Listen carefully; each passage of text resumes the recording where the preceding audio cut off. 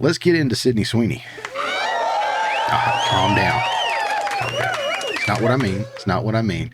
Let's take a look at some Sydney Sweeney news because she stays in the news apparently. This is from Fandom Wire. Real story behind Sydney Sweeney's production company proves Euphoria star has a brilliant future as a Hollywood producer. Sydney Sweeney, the Euphoria stars, teamed up with her fiance in 2020 to create their own production company. This is what its name means. Now, I'm not going to get into the name so much. It's just a couple of things. One, she stays in the news lately because she's in a lot of stuff that's coming out. There's a lot of hype around everything that she tends to do. She's kind of the it girl right now, I think. Nothing wrong with that. And again, I know a lot of the male base of her fans, or males of her fan base, however you want to say that, really enjoy her because she's a very, very attractive, well-endowed girl.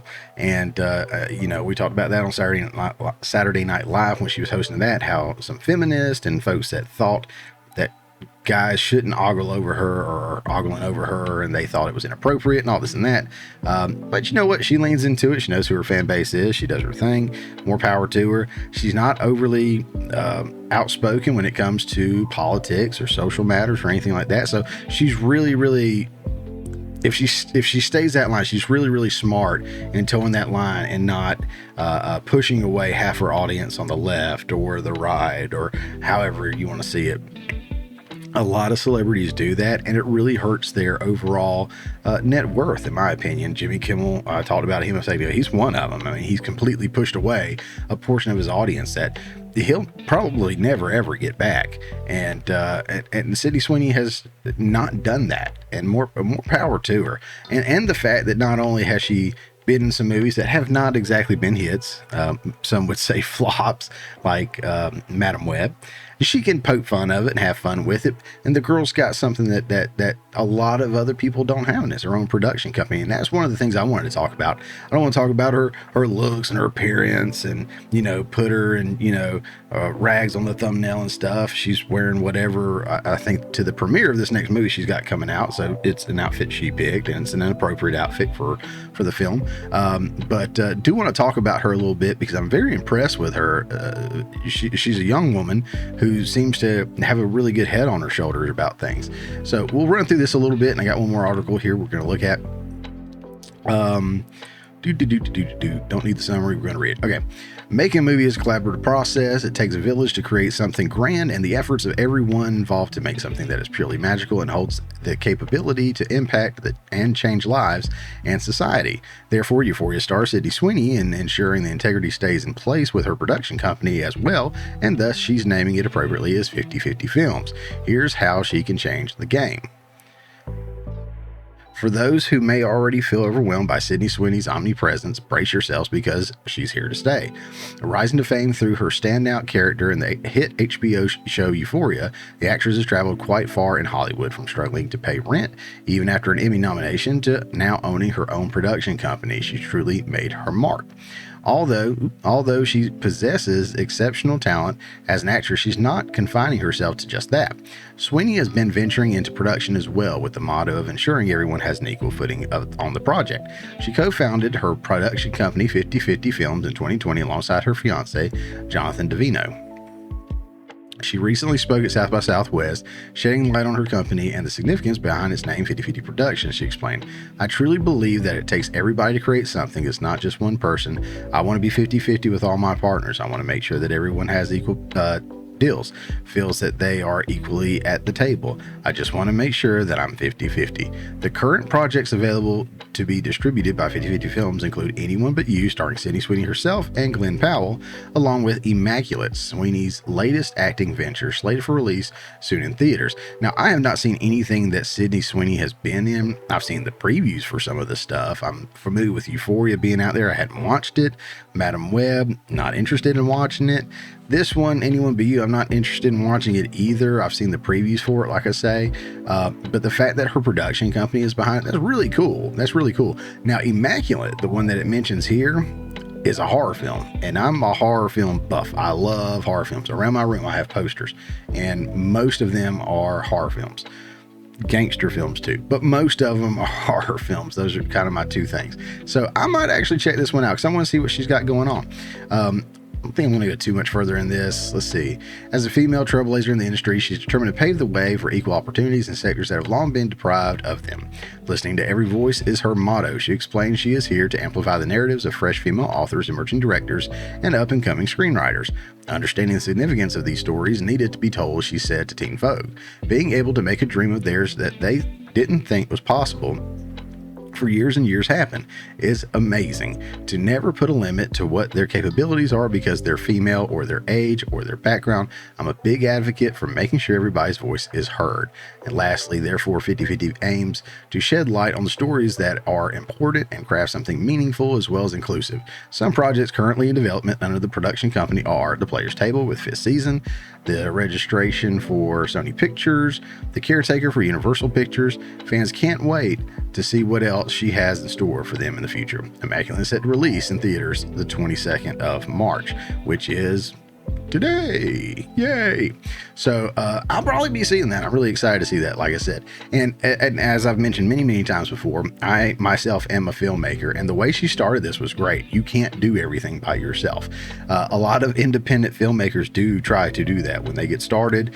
You know, I got to know how to do the camera, the audio, act, lighting, edit, everything. Now, yes, you still need to know how to do all that stuff, but when you rely solely on what you're able to do and your capabilities, you're extremely limited. On my first film, my first short film, I had a friend of mine who had no idea how to do audio.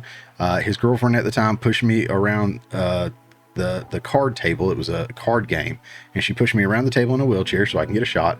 And that was the most I was able to get for help, and the most I asked for help. I did the lighting, I did the camera, I did the directing, and there were moments that cinematography was pretty good, but the directing wasn't. There was some moments where the directing was pretty good and the cinematography wasn't. And I learned really quick that you have to be focused on what you want to be great at. So if I'm directing, I need somebody else on camera, vice versa. Hooked up with a good guy that I've been working with for a while now. His name's John, and he and I make films left and right. He makes a film and I do the camera on him, on his stuff, and I'll do one, he does my camera, and we use a lot of the same crew and cast and everything, and everybody chips in and everybody feels like they're coming to the table equally. We listen to all the comments, all the feedback and everything like that, and we treat everybody with respect from the top to the bottom. And it's so much fun to do, and it's awesome to do. But she's absolutely right that there has to be that room at the table for everybody. Black, white, male, female, everything. Our cast and crew that we work with, the people that we constantly work with, I almost hate that it's so diverse, because Hollywood's trying to make everything so diverse with all these check boxes. It just happened naturally for us. So it's wonderful. We didn't try to say, well, we need this many of this and this many of that. And no, everybody just came together and loved each other and wanted to, work together. And we get mad at each other when we don't have a current project to work on. So, it's wonderful to see. And props to her, man. It sounds like she's got a really good head on her shoulder. We'll read this a little bit more and then we'll move on to the next segment here. But back to Sydney. Sydney Sweeney and Immaculate, a rom-com reunion with Glenn Powell, and the weird way people talk about her body. They believe I've signed my life away. This is in Variety. We'll just read this first section real quick and then shift gears here. Sydney Sweeney's had a huge 2024 so far, and her most startling act of the year is still ahead. In the early weeks of the year, her Sony Pictures romantic comedy with Glenn Powell, Anyone But You, showed remarkable staying power at the box office, eventually building from a tepid early result amid holiday competition to over $200 million at the global box office on the strength of word of mouth. Sweeney's 50/50 film Shingle produced the film, as well as the upcoming Immaculate, which is to be released by Neon on March 22nd. In Immaculate, Sweeney plays Cecilia, an American nun who arrives at an Italian convent hoping to find safety and solace. The seeming miracle for her shortly thereafter becoming pregnant, a 21st century answer to the Virgin Mary, quickly turns sinister as Cecilia's body and her faith rapidly turn against her. Again, that sounds pretty interesting to me. I'm going to jump down here to...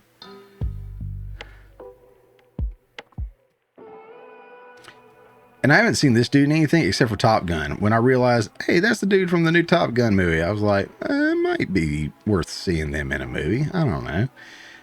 Let's see. Here we go. If we could switch gears, I want to address the extent of your producing efforts. I feel like the extent of your producing and that of some of your peers is pretty novel. Do you think you get more opportunities than stars of past eras, or are they opportunities you're willing into being? You're willing into being.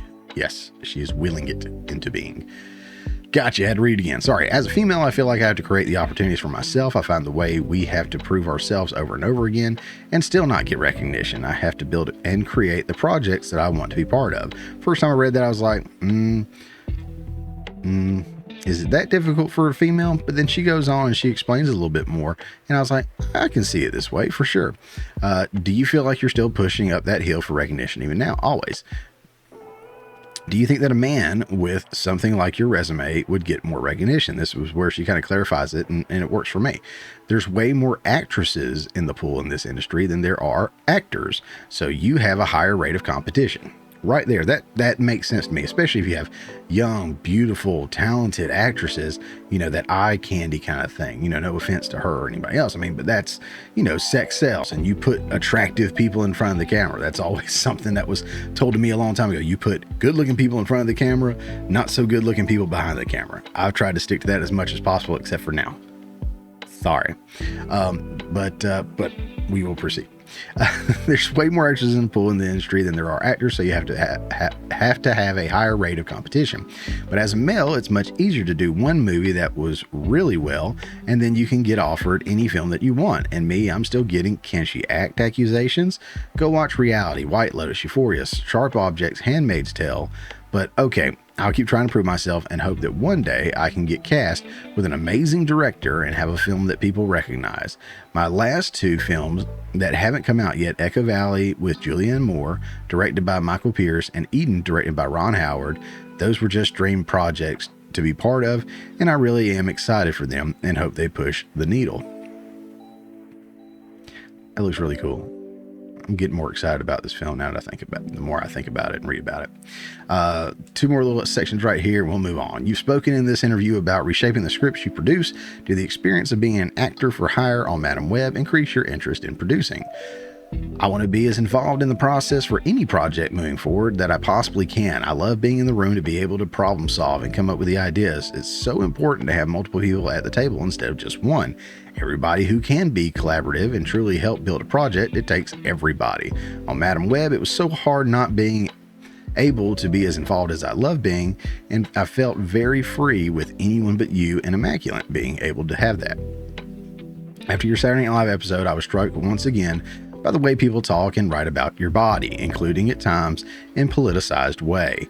Does the conversation reach you, and what's your reaction to it? This was interesting. She says, I see it and I just can't allow myself to have a reaction.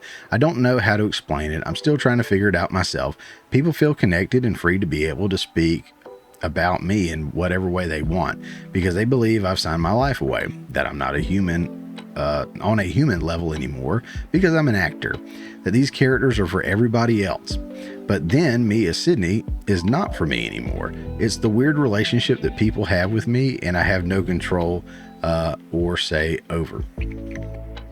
Yeah, I mean, when you're in the public sphere, in the public eye like that, and you're public domain, so to speak, as far as everyone owns a piece of you in the sense of you create a character that now lives in so many people's hearts and lives and conversations and stuff like that, you're going to be talked about, not just your character, but you yourself are going to be talked about.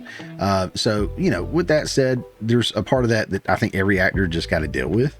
But at the same time, her body, especially, and her appearance, so many others before her, has definitely been a huge topic of conversation. Again, when you look at my thumbnails, I try not to over sexualize her, but when I put her up there, she's kind of sexualized in her pictures. One, again, you try to put nice images out there, but two, that's what she does. That's how she dresses. She puts it out there. She knows who her audience is and she plays into that. So, for people to feel like someone's taking advantage of her, yeah, they might be a little bit, as far like the producers and directors always want her. I think I read one time they want her to do more and more nude scenes and try to talk her into more and more nude scenes in Euphoria or whatever. I guess it was just Euphoria. I can't remember. Again, I'm sorry. I don't keep up with her stuff, but they were like trying to talk her into it and said it would make her try to put a guilt trip on her if she didn't do it. And I think people in all these other, seems to be HBO, Game of Thrones, and some other stuff, like they keep pushing that on them too, or kept pushing it on them at the time, and said, well, the audience wants it. The audience wants it. You know what? If it serves the film or it serves the show or whatever, I know people that'll sign up for that all day long if it has a purpose. If it doesn't, and it's just for people to ogle over her. And I think I keep using that word and going to beat it into the ground, but you know, I get it. She's a beautiful, young, successful woman, and people are going to talk about her body. I do try to be as respectful as I can. You know, I'll call out that she's an attractive girl. I don't think there's a lot of people that will disagree with me on that. So, you know, I don't think I'm hitting new territory here or anything like that. But, you know, I absolutely, I want to be respectful for her and her family and everything like that. So much love to you, Sydney. I mean, you've got a good head on your shoulder. It seems like you're doing big things. So let's see what Immaculate looks like. I may do a review on that once I see it. And let's see what the future holds for this young woman. Really, really excited about that. Hey guys, thanks for checking out this clip from the Morning Mayhem. Remember, this is just a portion of the full show that comes out every Friday morning at 10 a.m. Eastern Time. If you hadn't already, don't forget to subscribe so you don't miss out on any of the full shows or these tasty little nuggets.